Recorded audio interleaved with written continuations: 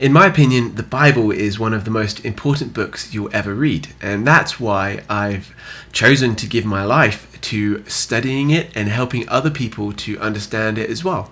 I'm still very early on in my journey, so I need to rely on all the tools I can to help me understand the Bible better. So I want to share 5 things that have really helped me in studying the Bible. Here we go.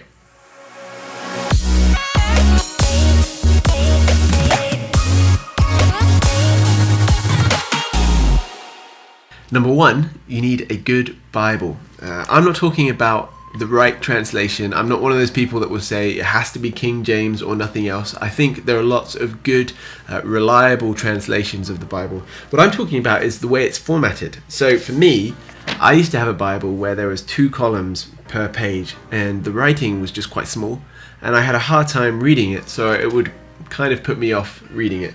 I like physical Bibles still. I read a lot on my phone, but I really like physical Bibles because for me it's laid out really easy to read. The font's kind of big enough for my eyes to cope with, and notice there's a journaling section here which I really love.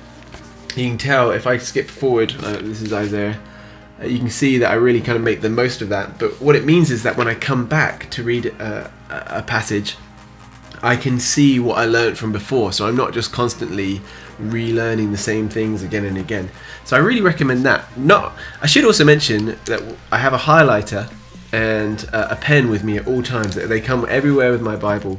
That really helps because it means that I have an incentive to look for things that I wouldn't necessarily look for, which isn't really the best reason to have them, but for me it's really helpful. It makes me look much deeper into the text.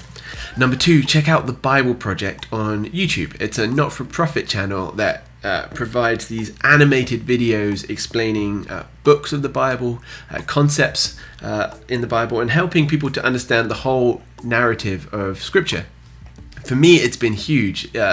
Even post-Bible school, having a degree, I found that I've learned so much from these simple videos that have been just so insightful.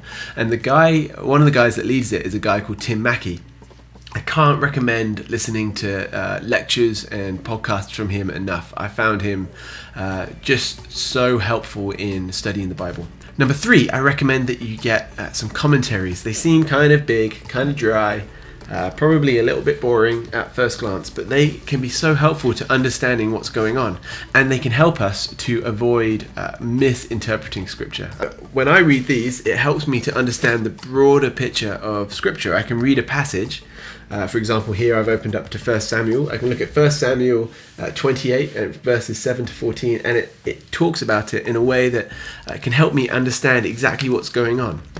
I think they're really helpful and they're often underrated. So I'm going to leave a list of my favorite commentaries in the description below. So I hope that's helpful. If you have any questions, ask your pastor. The 4th thing I recommend is a program called Logos. You can get it on Mac, and I think you can get it for PC too. I'm not going to lie, it's not cheap, but it has been a game changer for me in studying the Bible. You can read through a passage and the commentary just kind of slides alongside, and you can easily take notes as you go. You can do word studies on particular words. You can see what the original Hebrew or Greek was intended to mean, and you can see the different ways that it can be translated.